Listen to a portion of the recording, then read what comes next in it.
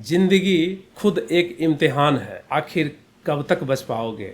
जिंदगी खुद एक इम्तिहान है, आखिर कब तक बच पाओगे।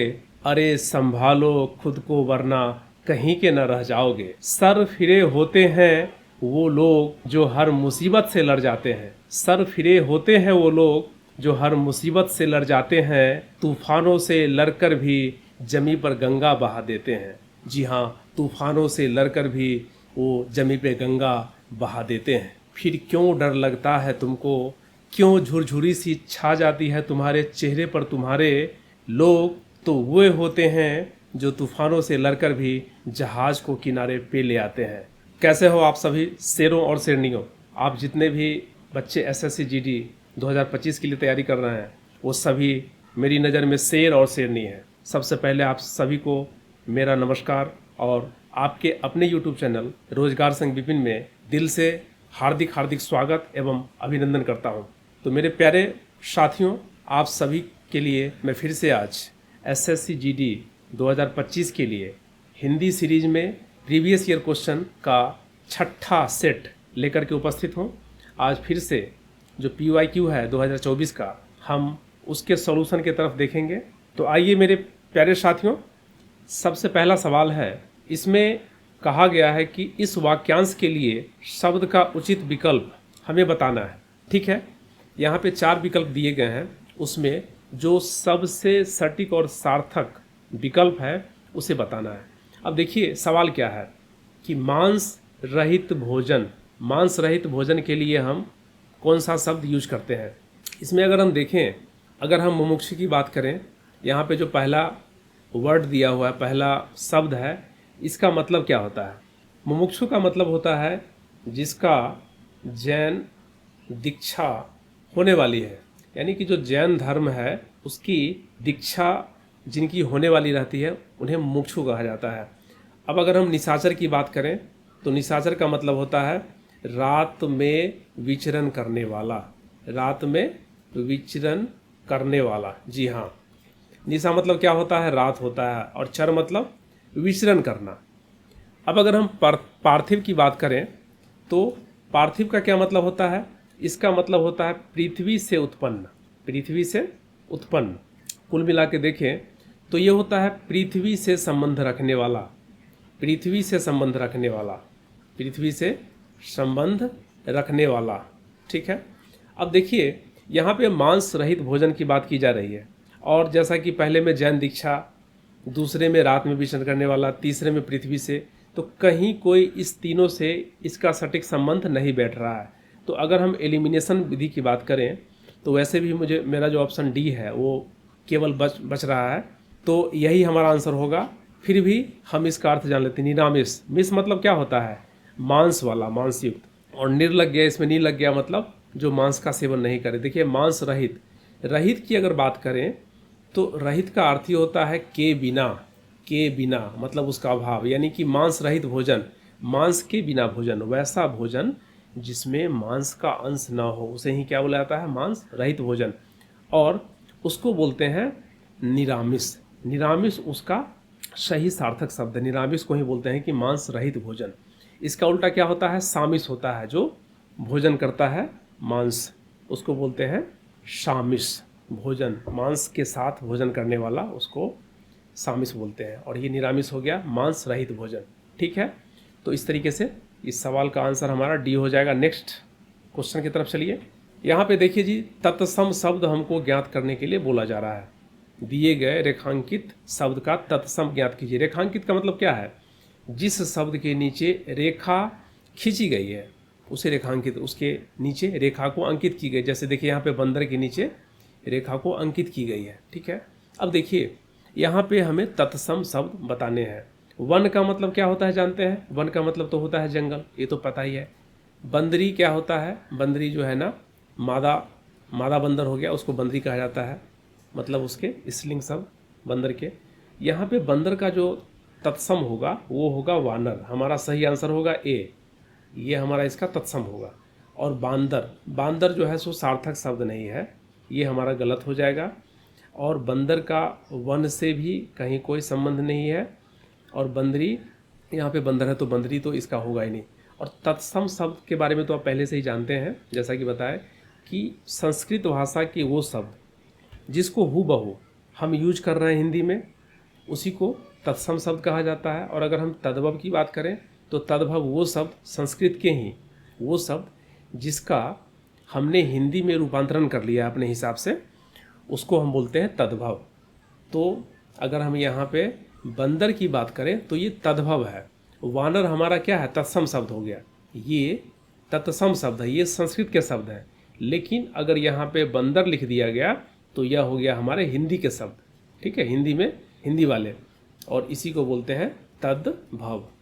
तो अगर यहाँ पे तत्सम शब्द ज्ञात करने के लिए पूछ रहा है तो ऑटोमेटिकली यहाँ पे क्या दिया हुआ है, तद्भव दिया हुआ है, ठीक है। तो कुल मिला के यहाँ पे अपना आंसर जो हो गया ऑप्शन ए। चलते हैं नेक्स्ट। अब यहाँ पे आइए, क्वेश्चन नंबर 3 में दिया हुआ शुद्ध बर्तनी वाले विकल्प का चयन कीजिए। शुद्ध बर्तनी वाले, तो शुद्ध बर्तनी का मतलब क्या है कि शब्द में शब्द जो लिखने का ढंग है उसकी मात्रा में गलती नहीं होनी चाहिए। मात्रा मतलब जैसे हर्षईकार, दीर्घीकार, हर्षुकार, दीर्घुकार, तो ये सभी मात्राएं हैं। तो अगर हमारा उच्चारण सही है तो बर्तनी भी हमारा सही होगा। तो हमको, और जैसे जैसे चूँकि हिंदी हम शुरू से बचपन से ही पढ़ते चले आ रहे हैं, हमारे यहाँ हिंदी मातृभाषा है तो पहले से ही हमें समझ है, तो इसमें शब्दों को लिखने के ढंग को हम पहले से ही जानते हैं। तो इसमें देखना है कि बोल रहा है कि दिए गए विकल्प में से यहाँ पे 4 वाक्य दिए गए हैं और उसमें से पूछा जा रहा है कि जो शुद्ध बर्तनी वाला शब्द है उसका आप चयन करिए। तो देखिए, हमको देखना पड़ेगा। यहाँ पे पहला है वर्तमान, सही लिखा है, युग, सूचना, क्रांति का है, इसमें सब सही सही बर्तनी लग रहा है। अब यहाँ पे देखिए, यहाँ पे माहौल गलत है जी, माहौल यहाँ का माहौल अच्छा नहीं है। माहौल को कैसे लिखते हैं, माहौल होता है, माहौल, ठीक है। अब देखिए यहाँ पे देखिए, उस समय की स्थिति ठीक नहीं थी, समय नहीं होता है, समय की जगह पे क्या होगा, समय, उस समय की स्थिति ठीक नहीं थी, तो यहाँ पे समय को समय लिखा जाएगा, ये हमारा सही बर्तनी है। और यहाँ पे देखिए, उस पर जाने कौन सी धुन सवार, धुन जी ऐसे नहीं लिखते, धुन नहीं होता है, यहाँ पे धुन होगा, धुन हम लिखते हैं हर्षुकार, तो ये धुन इसमें सही होगा। इसका मतलब ये हो गया कि ये जो 3 वाक्य हैं हमारे, ये तीनों बर्तनी के हिसाब से गलत हो गए। तो शुद्ध बर्तनी वाले हमारे एक ही ऑप्शन नंबर ए है, यही सही होगा, बाद बाकी सभी क्या हो जाएंगे, गलत हो जाएंगे, जैसा कि आपको मैंने बताया। चलिए अब नेक्स्ट क्वेश्चन की तरफ चलते हैं। अब अगले सवाल में देखिए, यहाँ पे विलोम शब्द ज्ञात करने के लिए पूछा जा रहा है, ठीक है। विलोम शब्द किसके, रेखांकित शब्द के, जी हाँ, रेखांकित शब्द के। अब रेखांकित, रेखा के अंदर नीचे अंकित कौन सा है, शीत है। शीत का मतलब आप लोग जानते हैं, शीत का मतलब होता है ठंड, ठीक है। अब यहाँ पे देखिए ठंडापन दिया हुआ है, तो ये इसका क्या हो गया, पर्यायवाची हो गया। तो यहाँ पे तो विलोम पूछ रहा है, यानी कि उल्टा पूछ रहा है। यहाँ पे विपरीत, विलोम का मतलब होता है विपरीत, ठीक, उसका उल्टा अर्थ वाला शब्द बताना है हमें। तो ठंडापन पर्यायवाची हो गया, ये तो होगा नहीं। मोटी का मतलब समझ ही रहे हैं, मोटी भी नहीं होगा, मोटी का ठंड से कहीं कोई मतलब नहीं है। अब ठंड, ये भी ठंड है, ये भी हमारा क्या हो गया, इसका पर्यायवाची हो गया, तो ये भी हमारा इसका विलोम नहीं होगा। तो विलोम क्या होगा, देखिए उष्ण मतलब क्या होता है, गर्मी, उष्ण मतलब क्या होता है, गर्मी, तो ठंडी का उल्टा क्या हो जाएगा, गर्मी हो जाएगा। इस तरीके से हमारा जो उस ऑप्शन ए है वो सही आंसर होगा, ठीक है। अब चलिए नेक्स्ट क्वेश्चन की तरफ। देखिए यहाँ पे पर्यायवाची शब्द ज्ञात करने के लिए बोला जा रहा है, ठीक है। दिए गए शब्द, जो शब्द यहाँ पे दिए गए हैं, शब्द दिए गए हैं विष्णु, जी हाँ, विष्णु शब्द दिए गए हैं, इसके पर्यायवाची शब्द बताने हैं। पर्यायवाची का मतलब क्या होता है, अगर इंग्लिश में बात करें तो इसको बोलते हैं सिनोनिम्स, यानी कि समानार्थी शब्द। जो शब्द ये दिया हुआ है ठीक यही मतलब होने वाला दूसरा शब्द, ठीक है। देखिए जो प्रणाली है, प्रणाली हमारा नहीं होगा, क्योंकि यह क्या है, एक सिस्टम है। प्रणाली किसी भी कार्य करने के जो तरीके होते हैं उसको प्रणाली बोलते हैं, तरीके को। लीन मतलब क्या होता है, किसी चीज़ में लीन हो जाना, यानी कि अगर किसी काम में करते करते अगर उसमें मंत्र बिल्कुल उसमें क्या बोलते हैं उसको, अगर कोई काम कर रहे हैं और उसमें इतनी लीनता हो गई, इतना ज़्यादा उसमें मन लग गया कि दूसरी किसी चीज़ का ख्याल ही नहीं रहता, उस चीज़ को क्या बोलते हैं, लीन, तल्लीन हो जाना, यानी कि उस चीज़ में डूब जाना बिल्कुल उस तरीके से। तो विष्णु जी का यहाँ पे ये भी नहीं होगा। कर्ण तो क्या है, महाभारत में एक कैरेक्टर थे, उनका नाम है कर्ण। ये भी विष्णु जी से कहीं कोई। अब विष्णु की अगर हम पर्यायवाची की बात करें विष्णु शब्द का, देखिए इसको जी बोलते हैं लक्ष्मीपति। विष्णु जी को क्या बोलते हैं? लक्ष्मीपति बोलते हैं। इसके बाद इनको दामोदर भी बोला जाता है, दामोदर। इसके बाद इनको गरुड़ ध्वज भी बोलते हैं, गरुड़ ध्वज। तो ऐसे इनके कई नाम हैं। तो यहाँ पे देखिए ऑप्शन डी में लक्ष्मीपति है, यही हमारा विष्णु जी का क्या होगा? पर्यायवाची होगा। तो ये हमारा सही आंसर होगा। ठीक है, चलिए अगले सवाल की तरफ। अब है कि रेखांकित शब्द के तद्भव शब्द ज्ञात कीजिए। जी हाँ, तद्भव शब्द मैंने पहले बताया था कि एक शब्द दो तरह के इसमें है, एक तत्सम पूछा जाता है, एक तद्भव। तत्सम संस्कृत वाले हुबहू शब्द और तद्भव वो रूपांतरित हिंदी के शब्द। ठीक है, अब देखिए यहाँ पे जो रेखांकित है वो उच्च को रेखांकित किया गया है कि यह उच्च कोटि के लेखक हैं, यह उच्च कोटि के लेखक हैं। अब यहाँ पे उच्च का हमें क्या बताना है? तद्भव बताना है। तो देखिए उच्च मतलब क्या होता है? ऊंचा होता है। तो हमारा आंसर हो जाएगा यहाँ पर डी, ऊंचा। ये हमारा तद्भव हो जाएगा उच्च का। बाद में कि ऊपर का अगर देखें तो ऊपर, उच्च का मतलब ऊपर नहीं होता है, ये हमारा गलत हो जाएगा। और ये नीचा तो नीचा ही हो गया, और उधर इधर उधर, तो ये भी हमारा क्या होगा? इसका तत्सम तद्भव नहीं होगा, तो ये भी हमारा गलत हो जाएगा। तो हमारा ऑप्शन डी सबसे सही सटीक आंसर है। तो उच्च का तद्भव क्या हुआ? ऊंचा। चलिए नेक्स्ट। अब देखिए सवाल 7 में भी विलोम शब्द के बारे में पूछा जा रहा है कि विलोम शब्द ज्ञात कीजिए। ठीक है, अब यहाँ पे प्रत्येक है। प्रत्येक का मतलब क्या होता है? प्रत्येक का मतलब क्या होता है? एक होता है जी, एक। प्रत्येक का मतलब ही होता है एक, प्रति मतलब एक। तो ये क्या हो गया? ये विलोम तो नहीं, हमको यहाँ पे इसका क्या उल्टा, एक का मतलब क्या होता? उल्टा बहुत सारा होना चाहिए, बहुत सारा। और वो होता है क्या? अनेक होता है, अनेक। हमारा ऑप्शन सी में अनेक है, ऑप्शन डी। अनेक का मतलब क्या है? बहुत सारा, एक नहीं बहुत सारा उसमें। देखिए प्रति मतलब भी होता है एक ही, ये भी एक होता है, ये भी नहीं होगा। सरल का मतलब सहज, सरल, साधारण, ये भी नहीं होगा। इसका भी आंसर ये नहीं होगा। और एक भी क्या है? ये सभी क्या पर्यायवाची हो गए इसके। सरल का मीनिंग अलग है, लेकिन एक और प्रति जो है सो लगभग सेम ही है। तो यहाँ पे चूंकि उल्टा पूछ रहा है तो इसका क्या हो जाएगा? अनेक हो जाएगा। ठीक है, नेक्स्ट। अब यहाँ पे देखिए पर्यायवाची शब्द का सही विकल्प पूछा जा रहा है। ठीक है, किसका?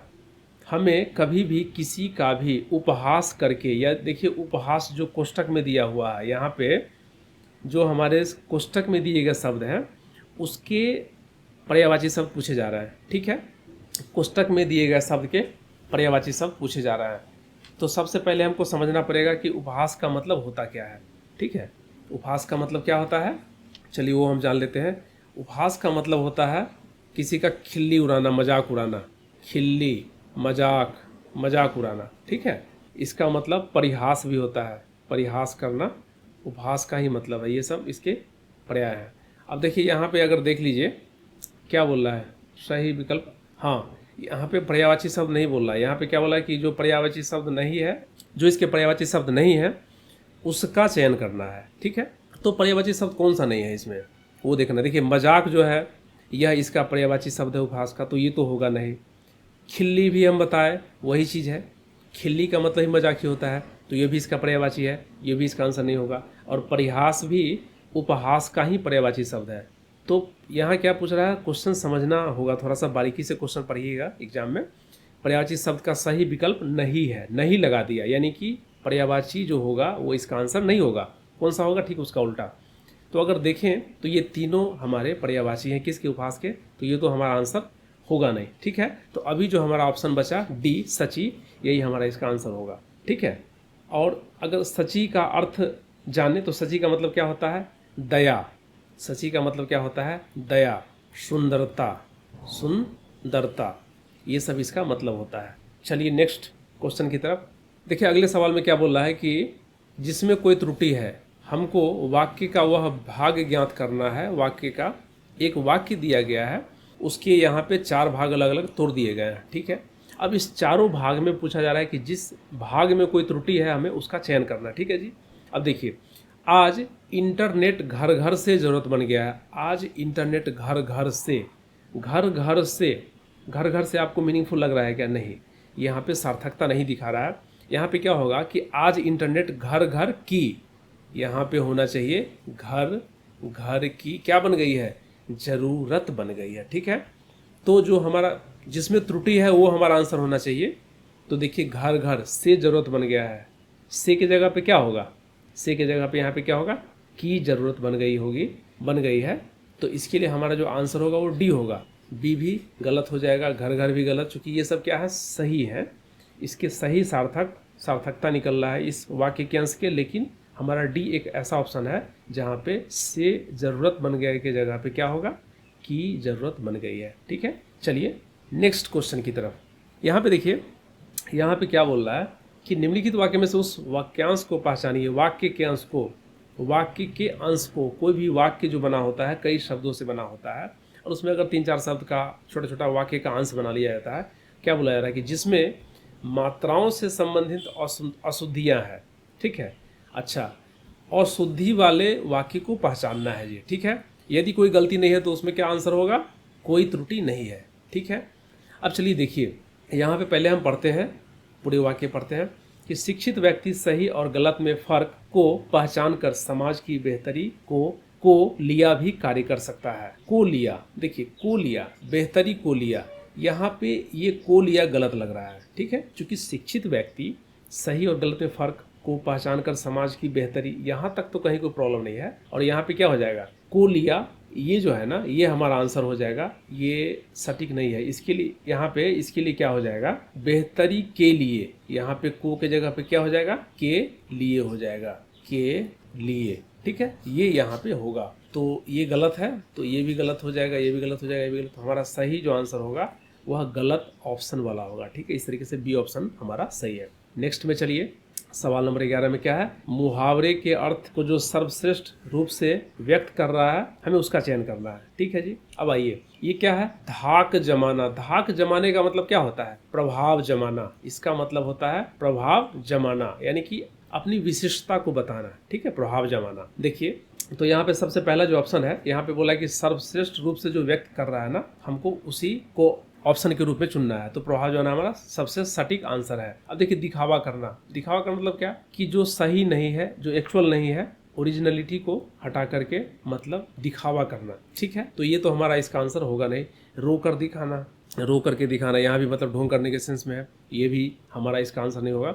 और निडर होना मतलब जिसको डर नहीं होना, नी मतलब नहीं, डर मतलब डर, जो डरता नहीं हो, वह भी धाक जमाने से कहीं इसका कोई संबंध नहीं है। तो हमारा यहाँ निडर होना भी आंसर नहीं होगा। तो ऑप्शन क्या होगा, प्रभाव जमाना। ठीक है, अब अगर हम इसके एग्जाम्पल की बात करें तो आप लिख सकते हैं कि रामू जहाँ भी जाता है वहाँ अपना धाक जमाता है। रामू जहाँ भी जाता है वह अपनी धाक जमाता है। ठीक है, इसको इस तरीके से वाक्य में हम इस्तेमाल करते हैं। अब चलिए देखिए, नेक्स्ट है, फिर से वही है कि मुहावरे के अर्थ को ही हमको ज्ञात करना है, देखना है। तो यहाँ पे देखिए, अंधे के हाथों बटेर लगना। जी हाँ, अंधे के हाथों बटेर लगना। देखिए, अंधे का मतलब क्या होता है, अंधा मतलब जो अयोग्य हो, जो किसी चीज के लिए योग्य नहीं हो, मतलब अयोग्य हो गया। और बटेर लगना मतलब क्या हो गया, कुछ मिल जाना। बटेर लगना मतलब कुछ प्राप्ति हो जाना, कुछ प्राप्ति हो जाना, यानी कि वैसा कोई व्यक्ति जो कि अयोग्य है, जो उस चीज के काबिल नहीं है, लेकिन अगर उसको वो चीज मिल जाता है तो उसी के लिए हम प्रयोग करते हैं कि अंधे के हाथों क्या लगना, बटेर लगना। तो आप यहाँ पे देखिए,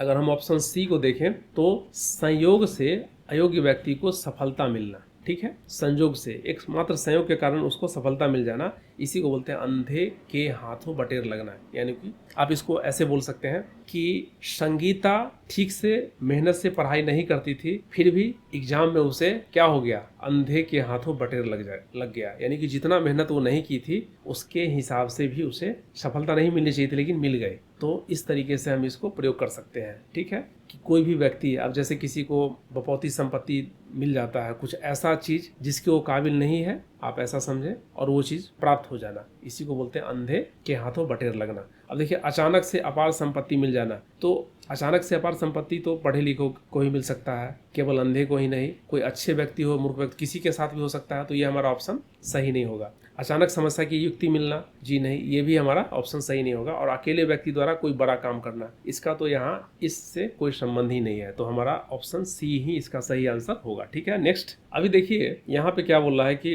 रिक्त स्थान के लिए सही स्त्रीलिंग वाला विकल्प चुनिए। सही स्त्रीलिंग वाला। ठीक है, देखिए जी, अब यहाँ पे स्त्रीलिंग और पुल्लिंग की बात तो है ही, लेकिन उसमें हमको सबसे जो मेन चीज़ है हमको जो ध्यान रखनी है कि पूरे वाक्य को पढ़ के देखना है उसमें क्या फिट बैठ रहा है, सार्थकता होनी चाहिए। हो सकता है कि इसमें चारों का चारों स्त्रीलिंग दे दिया हो सकता है कि 3 स्त्रीलिंग दे दिया हो, तो हमें केवल स्त्रीलिंग शब्द तो चाहिए, लेकिन उसमें क्या सार्थक वाला जो फिट बैठने वाला है ना, वही हम इस वाक्य के लिए चुनेंगे। देखिए, उसके चेहरे पर लगातार गिर रही है, उसके चेहरे पे लगातार ताज गिर रही है। ताज ताज जो है वह लगातार गिरने वाली चीज है क्या? नहीं ना, ये हमारा ऑप्शन गलत हो जाएगा। अब देखिए, उसके चेहरे पर अगर हम बैठाएं कि लगातार क्या गिर रही है, छप्पर गिर रही है। छप्पर को गिरना होगा तो एक ही बार गिर जाएगा सर पे, छप्पर लगातार गिरेगा क्या? छप्पर ऐसा है कि गिरते रहेगा कंटिन्यू? नहीं, छप्पर को गिरना होगा तो एक ही बार में गिर जाएगा, छप्पर लगातार नहीं गिरेगा। ये भी यहाँ पे फिट नहीं बैठ रहा। अब देखिए, कूड़ा, कूड़ा भी गलत है। उसके चेहरे पे लगातार कूड़ा गिर रही है, कूड़ा गिर रही है उसके चेहरे पे, उसके चेहरे पे लगातार कूड़ा कैसे गिर सकता है? यह भी फिट नहीं बैठ रहा। आप यहाँ पे देखें, बूंदे, जी हाँ, उसके चेहरे पे बूंदे लगातार गिर रही है। बूंदे क्या है? एक तो है भी स्त्रीलिंग शब्द भी है, ये स्त्रीलिंग शब्द है, और यहाँ पे इस वाक्य में भी सबसे फिटेस्ट शब्द है। ठीक है, तो हमारा जो ऑप्शन डी है, बूंदे, वही इसका आंसर होगा। आप देखिए पढ़ करके, उसके चेहरे पर क्या गिर रही है? बूंदे लगातार गिर रही है। बिल्कुल सटीक ऑप्शन है हमारा। तो ये हमारा स्त्रीलिंग भी है और सटीक शब्द भी है। चलिए अब नेक्स्ट क्वेश्चन की तरफ। यहाँ पे बोला जा रहा है कि जो वाक्यांश के लिए एक शब्द का विकल्प हो। जी हाँ, एक हमारा वाक्य दिया गया है और उसके लिए एक छोटा सा शब्द जो उस पूरे वाक्य के मीनिंग को, अर्थ को बयां करता हो, तो वैसे हमको विकल्प चयन करने हैं। ठीक है, अब देखिए यहाँ पे है, किसी वाद का विरोध करने वाला। किसी वाद का विरोध करने वाला क्या होता है? प्रतिवादी होता है। इसका जो आंसर होगा वो क्या होगा? प्रतिवादी होगा। किसी भी वाद का, किसी वाद का जो व्यक्ति विरोध करता है उसको क्या बोलते हैं? प्रतिवादी। अगर हम देखें, इसकी बात करें, परोक्ष की बात करें, तो परोक्ष का मतलब क्या होता है? परोक्ष का मतलब होता है कि छिपा करके, किसी से छिपा करके, छिपा करके, ठीक है, छिपा करके करना, छिपा करके कोई काम करना। ठीक है, अभी इसका मतलब होता है दूरस्थ रखना, यानी कि परोक्ष, किसी के सामने नहीं करना। ठीक है जी। अब देखिए, प्रवर्तक का मतलब क्या होता है? प्रवर्तक का मतलब होता है आरंभ करने वाला। जी हाँ, आरंभ करने वाला। जैसे कोई भी संस्थान है, कोई भी ऑर्गेनाइजेशन है, तो उसको जो आरंभ करते हैं, इसलिए उनको क्या बोला जाता है? प्रवर्तक बोला जाता है। किसी भी संस्थान को आरंभ करने वाला। प्रतिवादी का तो मतलब समझिए किसी वाद का विरोध करने वाला। और ये जो प्रणत पाल होता है, इसका मतलब होता है दीन दुखियों की रक्षा करने वाला। दीन दुखियों की रक्षा करने वाला, रक्षा करने वाला। जी हाँ, दीन दुखियों की रक्षा करने वाला क्या होगा? प्रणत पाल का मतलब होगा। इसका मतलब ये भी होता है पालन पोषण करने वाला, पालन पोषण करने वाला, पालन पोषण करने वाला। ठीक है, तो इस तरीके से अगर आप देखें तो वाद का विरोध करने का प्रतिवादी से ही संबंध है, यही इसका सटीक आंसर होगा। ये हमारा आंसर गलत हो जाएगा, ये भी गलत हो जाएगा, और हमारा ये भी ऑप्शन गलत हो जाएगा। ठीक है, चलिए नेक्स्ट सवाल की तरफ चलते हैं। देखिए जी, निम्नलिखित वाक्य में रेखांकित भाग के लिए एक सार्थक शब्द का चयन करना है हमें। सार्थक शब्द, सार्थक मतलब क्या होता है? सार्थक मतलब जिसका सही सही अर्थ निकले, निरर्थक नहीं, सही सही अर्थ निकलना चाहिए उसका। अब देखिए यहाँ पे केवल भगवान ही क्या करते हैं? चक्र धारण करते हैं। यहाँ पे चक्र धारण के लिए सार्थक शब्द का चयन करना है। ठीक है, देखिए चक्र धारण, आप ऑप्शन अगर पहले को देखें तो चक्रधर, धर मतलब क्या होता है? धारण करने वाला, धारण करने वाला मतलब रखने वाला। ठीक है, चक्र मतलब चक्र हो गया। तो मीनिंग से ही स्पष्ट अगर आप थोड़ा सा ध्यान दें तो चक्र धारण मतलब चक्रधर, केवल भगवान ही चक्र धारण करते हैं, मतलब चक्रधर कौन होते हैं? भगवान ही होते हैं। तो इसका जो चक्र धारण है उसके लिए अगर सही शब्द की बात करें, सही विकल्प की बात करें, तो हमारा चक्रधर होगा। ठीक है, अब अगर हम निंजा की बात करें, निंजा की अगर हम बात करें तो इसका मतलब क्या होता है? किसी, निंजा का मतलब होता है कि किसी गतिविधि में, किसी गतिविधि में कुशल, कोई भी एक ऐसा काम जिसमें विशिष्टता हासिल हो, बहुत ही ज़्यादा कुशलता हासिल हो, उसको निंजा, ये निंजा का अर्थ होता है। तो ये इसका ऑप्शन नहीं होगा, ये इसका आंसर नहीं होगा। ठीक है, अब अगर हम अस्त्रधरता की बात करें तो इसका मतलब होता है सभी के हित धारण के संबंध में, हित धारण के संबंध में, सभी के हित धारण के संबंध में। ठीक है, तो ये भी हमारा इसका ऑप्शन सही नहीं होगा। और विष्णु क्या है? ये तो भगवान का नाम है। विष्णु क्या है? भगवान, भगवान विष्णु है। तो ये भी हमारा इसका ऑप्शन नहीं होगा। तो इस तरीके से यहाँ पे चक्रधारण मतलब चक्रधर ही होगा। ठीक है, इसका आंसर, सटीक आंसर। अब चलिए नेक्स्ट क्वेश्चन की तरफ। जी हाँ, अब हम सबसे बेहतरीन चीज़ के ऊपर आ चुके हैं। ये हमारा देखिए कि नीचे दिए गए, यहाँ पे 16 से 80 है, नीचे दिए गए गद्यांश में कुछ शब्द जोड़ दिए गए हैं और इसमें कुछ विकल्प दिए गए हैं। इस गद्यांश के लिए हमको उस विकल्प को चुन करके यहाँ पे सबसे फिटेस्ट शब्द को यहाँ पे भरना है। ठीक है, तो आइए सबसे पहले, अगर मैं पहले भी बता चुका हूँ कि अगर आप थोड़ा सा भी बारीकी से इस गद्यांश को पढ़ें, गद्यांश मतलब क्या, कहानी के अंश को, गद्य मतलब कहानी होता है, इसके अंश को अगर पढ़ें और बारीकी से विचार करें तो आपका इसमें 5 में 5 सही होने वाला है। बिल्कुल आसान होता है, बस आपको पढ़ना है और इसमें उत्तर को सबसे एक जो फिट होगा उसको शब्द को यहाँ पे भर देना है, बस इतना ही करना है और आपको पूरे 5 से 5 नंबर मिल जाएंगे। बहुत सारे बच्चे समय के चलते छोड़ देते कि अरे ये सब भारी होगा, लेकिन सबसे आसान है। अगर पूरे हिंदी के सवाल की बात करूँ तो मैं बताता हूँ कि ये तो फ्री का नंबर है, बस आपको सिर्फ पढ़ करके समझ करके फटाफट भरने की ज़रूरत है। तो आइए सबसे पहले हम क्या करते हैं, सरसरी निगाह से एक बार इसको पढ़ लेते हैं। जी हाँ, राजा राम मोहन राय एक ऐसे भारतीय समाज का खाली स्थान देख रहे थे जिसमें प्रगतिशीलता और खाली स्थान हो। उनके उदारवादी खाली स्थान आधुनिक समाज को बुनने के लिए धागे का काम कर रहे थे। उन्हें इस बात का भी मान था कि मनुष्य जीवन में सबसे खाली स्थान उसकी सजगता है, जिसके कारण उसे अपने मूलभूत खाली स्थान और अपने उत्तरदायित्वों का पता चलता है। ठीक है जी, यह हमारा गद्यांश दिया हुआ है। इसमें राजा राम मोहन राय जी के बारे में, उनकी दृष्टि के बारे में बात की जा रही। इतना तो मोटा मोटी समझ में आ गया। अब चलिए सबसे पहला है, यहाँ पे दिया हुआ है कि राजा राम मोहन राय एक ऐसे भारतीय समाज का खाली स्थान देख रहे थे। क्या देख रहे थे? भारतीय समाज का देश देख रहे थे जी, देश देख रहे थे। यह तो सही नहीं लग रहा है यहाँ पे।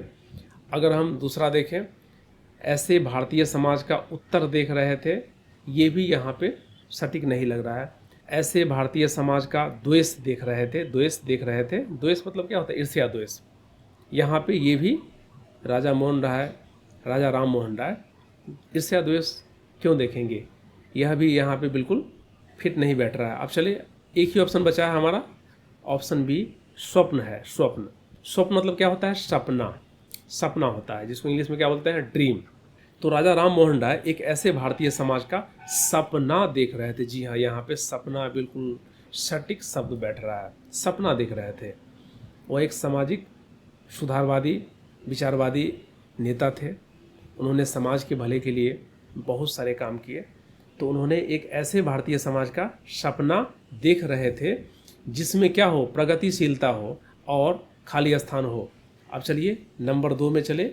इसका अगला क्या होगा कि जिसमें प्रगतिशीलता और बगैर हो। बगैर यहाँ पे फिट नहीं बैठ रहा है। जिसमें प्रगतिशीलता और पिछड़ा, वह तो पिछड़े समाज की कल्पना करेंगे ही नहीं, ये भी गलत हो जाएगा। प्रगतिशीलता, प्रगति मतलब क्या होता है? विकास होना, आगे बढ़ना। और यहाँ पे है दुर्जन, तो दुर्जन भी यहाँ पे सही शब्द नहीं होगा। तो एक ऑप्शन बचता है हमारा कि जिसमें प्रगतिशीलता और क्या हो? आधुनिकता हो। जी हाँ, इसका सबसे सटीक शब्द है आधुनिकता, यहाँ पे आधुनिकता हो जाएगा। ठीक है, अब चलिए नेक्स्ट, उनके उदारवादी खाली स्थान। उदारवादी आधुनिक समाज को बुनने के लिए, उदारवादी और खाली स्थान, उदारवादी समूह। जी ना, ये तो सही नहीं बैठ रहा है। उदारवादी परोपकार, यह भी सही नहीं बैठ रहा है। उदारवादी क्या है? ईमानदारी वाली दृष्टि है। और ये उदारवादी कार्यालय से संबंध नहीं है यहाँ पे, ये भी सटीक नहीं बैठ रहा है। अगर हम देखें उनके उदारवादी विचार, जी हाँ, विचार बिल्कुल फिट बैठ रहा है यहाँ पे, विचार ही यहाँ पे होगा। उनके उदारवादी विचार, उदारवादी मतलब बिल्कुल ईमानदारी पूर्वक जो विचार था वो आधुनिक समाज को बुनने के लिए धागे का काम कर रहे थे। उन्हें इस बात का भी मान था या ज्ञान था, जो भी बोलिए यहाँ पे, मान था कि मनुष्य जीवन में सबसे खाली स्थान, चौथा जो ऑप्शन होगा क्वेश्चन नंबर 4 के लिए, सबसे उसकी सजगता है, सबसे आकांक्षा ये यहाँ पे फिट नहीं बैठ रहा। सबसे अलगाव, ये भी यहाँ पे मनुष्य जीवन में सबसे अलगाव उसकी सजगता है, नहीं नहीं ये भी नहीं होगा। मनुष्य जीवन में सबसे कमज़ोर, कमज़ोर भी यहाँ पे फिट नहीं बैठ रहा है, कमज़ोर भी यहाँ पे सही नहीं है। तो सबसे जो सही यहाँ पे ऑप्शन क्या बचा, बी बचा, कि मनुष्य जीवन में सबसे महत्वपूर्ण उसकी सजगता है। जी हाँ, यहाँ पे हो जाएगा महत्वपूर्ण। ठीक है, महत्वपूर्ण यानी क्या, सबसे प्रमुख। महत्वपूर्ण मतलब क्या, सबसे प्रमुख उसकी क्या सजगता है, संवेदनशीलता है, सजगता। ठीक है, अब चलिए नेक्स्ट क्वेश्चन की तरफ चलिए। यहाँ पे है कि जिसके कारण उसे अपने मूलभूत खाली स्थान और अपने उत्तरदायित्व का पता चलता है। यानी कि मनुष्य के जीवन में सबसे महत्वपूर्ण उसकी सजगता है, संवेदनशीलता है, बुद्धिमत्ता है, और उसके कारण क्या पता चलता है, उसे अपने मूलभूत किसका पता चलता है, अधिकारों, अंतरिक्ष, मूलभूत अंतरिक्ष का पता चलेगा क्या, नहीं नहीं, अंतरिक्ष का यहाँ पे कोई मतलब, मूलभूत अवधि, अवधि का मतलब समय होता है, और यहाँ पे समय यहाँ पे सटीक नहीं बैठ रहा। अधिकारियों, अधिकारियों तो क्या होता है, अधिकारियों, अधिकारियों स्टाफ्स होते हैं जिनके पास अधिकार होते हैं। तो मूलभूत अधिकारियों और अपने उत्तरदायित्व जीना। उत्तरदायित्व मतलब क्या है, कर्तव्य हो गया, उत्तरदायित्व हो गया।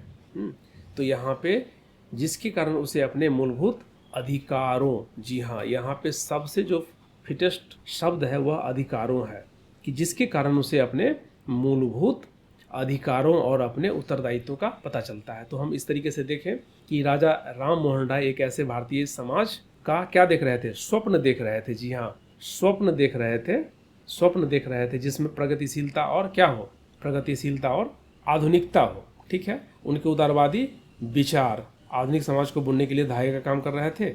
इस तरीके से आप देख रहे हैं कि ये सभी बहुत ही आसानी से हमने मीनिंगफुल बैठा करके, आप जब वाक्य को पढ़ेंगे तो उसमें से लग जाएगा कि ये हमारा पे फिट बैठेगा।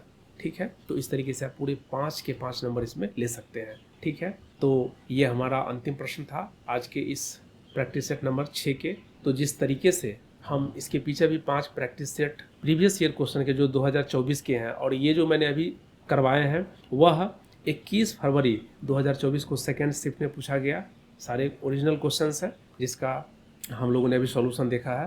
तो सभी बच्चों, सभी साथियों से मैं ये कहना चाहूँगा कि आप और विषयों की भी तैयारी करें। साथ ही साथ चूँकि वेटेज समान है तो हिंदी का भी थोड़ा सा ध्यान देने की ज़रूरत है, इसकी भी प्रैक्टिस करते रहें। हम इसके लिए पूरे 50 से 60 सेट लेकर के आने वाले हैं प्रैक्टिस सेट। वो सारे प्रीवियस ईयर के क्वेश्चन रहेंगे।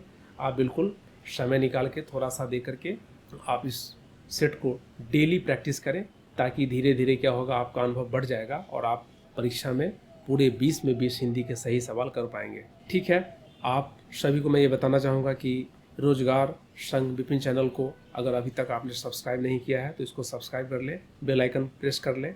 अगर अच्छा लगा हो तो लाइक भी कर दें। जैसे ही बेल आइकन प्रेस करके आप रखेंगे तो जैसे जैसे हम वीडियो को अपलोड कर रहे हैं वैसे वैसे आपको पता चलेगा और आप इसका फ़ायदा ले पाएंगे। तो आप सभी लोग इतना समय दिए, इस चैनल से जुड़े, इसके लिए आप सभी को दिल से बहुत बहुत धन्यवाद, और आप सभी को मेरी तरफ से सलाम।